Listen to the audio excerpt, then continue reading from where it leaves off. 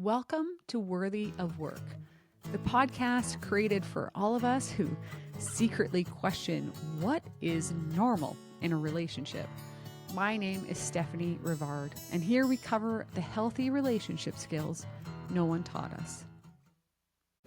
Marriage is hard and it takes work. This phrase was a trap. When I was in a toxic marriage, I didn't need more work. I needed more clarity to understand the difference between dysfunction and normal struggles.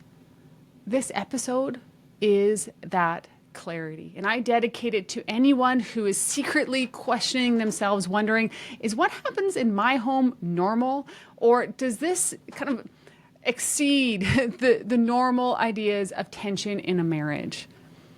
The reason this phrase bothers me is I believe it is overused and underexplained. When it's offered by well-meaning friends, what they might be doing is endorsing dysfunction or abuse.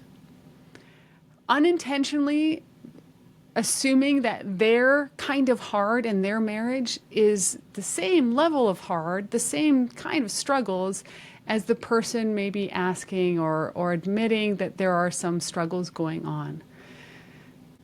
So today I want to break down this phrase and clarify, what do we mean by marriage is hard, and what do we mean by it takes work? Let's start with what hard is not. This is not verbal, physical, emotional, financial, or sexual abuse. This is not defensiveness towards legitimate concerns.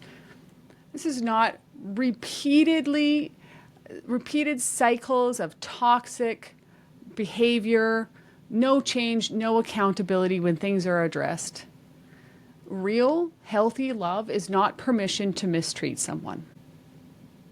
It is not tolerating addiction in your home. And it's not doing everything that the family demands of you and it's all on your shoulders and just grin and bear it. What hard can mean in a healthy relationship means just the stress from life, illness, job loss, parenting, finances, personality clashes, miscommunication, unmet expectations. This can be navigating growing pains, learning to compromise, and having some honest, hard conversations.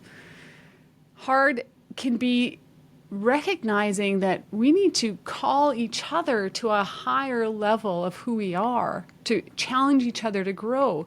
A partner may lovingly point out a pattern that is not conducive or helpful to the marriage.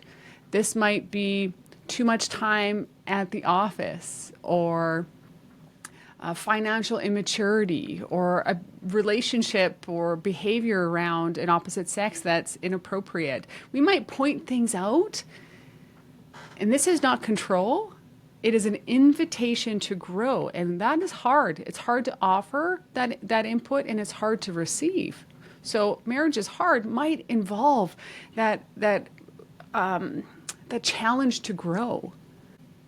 But if you were to receive such feedback, you would do the work to improve. Your partner is not your project manager. There's no that nagging oversight. A healthy partner would respond with a real dedication to address the things that don't support the marriage. Learning and growing ourselves, maturing ourselves is hard.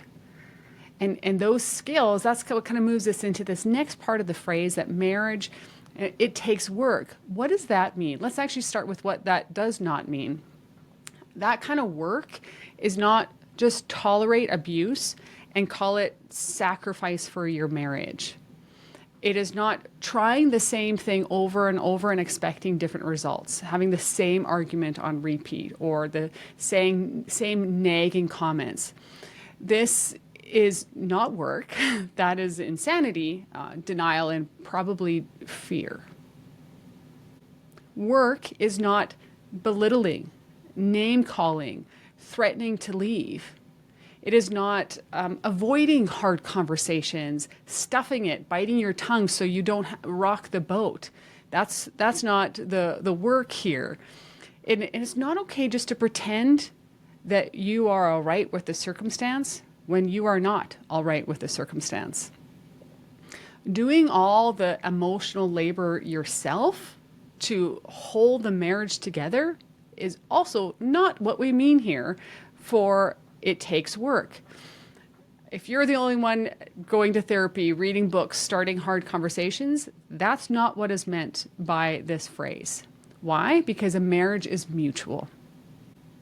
Furthermore, it does not mean begging for change while settling for crumbs or hoping someone will change after making tiny little improvements to growth and then just kind of restarting, going back to normal after a couple days of improved behavior. It is not stuffing your needs so you don't seem too demanding or shrinking yourself. That's not maturity. That's survival. Covering for their harmful behavior in front of others, that's not what we mean here by hard. And let me add, that's not protecting your marriage. That's protecting the image of your marriage, not the integrity of it. So what do we mean?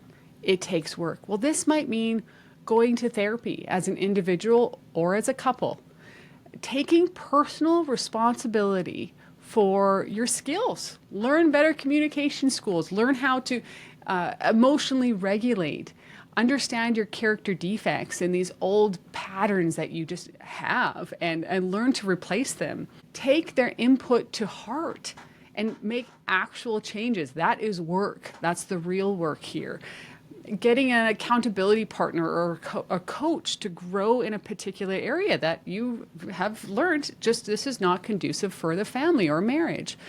Apologizing and owning your part, learning to replace it with a better skill. Not just, you say, oh, sorry about that, or make some defensive remark and do it again. And this is key. Both partners are doing this work. Both of them, not just one. And things should improve with time. It can be slow. It can be clumsy. You can, 2 steps forward, 1 step back. This can happen, but there should be progress if you're doing the work. Sometimes doing the work means creating distance in the marriage. These are for particularly difficult circumstances where there is really inappropriate behavior going on. But the proper response can be to leave for a set determined time until behavior changes, and to create the space to say, this behavior is so incompatible with marriage that until it is solved, I'll be living over here. Now, this might sound really radical and harsh, and oh my goodness, I imagine it triggers a lot of things. It can be the very thing that restores your marriage. Why? Because tolerating something so grave is not a generous act to the marriage. It's a reckless act. Permitting, tolerating such dysfunction does not enhance your marriage. It erodes it. And having zero tolerance for that level of behavior in a marriage is responsible.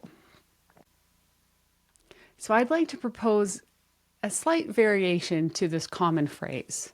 Instead of just the blanket statement, marriage is hard, it takes work, what if we say, marriage is hard at times, but not harmful. And it takes mutual, ongoing work to learn new skills, grow in maturity, and build the marriage together. I think that more accurately describes what is required. In closing, if you've ever felt stuck and confused by this, you are not crazy. You are not alone. The challenge with difficult marriages is so few people talk about them. And it's easy to believe you're the only one. And I just want you to hear today that you're not. And you deserve to bring clarity and health and stability into your home. So if it feels like more like survival than growth, that's a sign. If you're the only one who wants things to change, that's a sign. And frankly, if you're the only one who wants things to change or is willing to do things that make change, not say things they want change, but do things, then I have to tell you that is a steep hill to climb, and it probably won't turn out. That's a hard thing for me to say online, isn't it? But why do I have such nerve to say it? Because it takes two people to build a marriage. And the only hope I've ever seen for one person to advocate for the change that's needed is that person sought a lot of professional help, set very clear boundaries about the behaviors that were not conducive for marriage, and a commitment to do your work, not their work. This episode might have been difficult, but I do hope it blessed someone. That someone might be sitting in their car crying right now. But to you, I want to say something to you. I want to say you are not failing your marriage by seeking clarity. You're honoring it. Please like and subscribe for more tools to help build healthy relationships. I am convinced that these tools are learnable, and to people who are willing to do the work, it is available to you. That's it for today's episode. If this resonates with you, please subscribe, share, or leave a review. It helps more people find this work. And remember, I'm not a therapist. I'm just someone who once thought dysfunction was pretty normal. I wanted better and learned new tools. And so can you.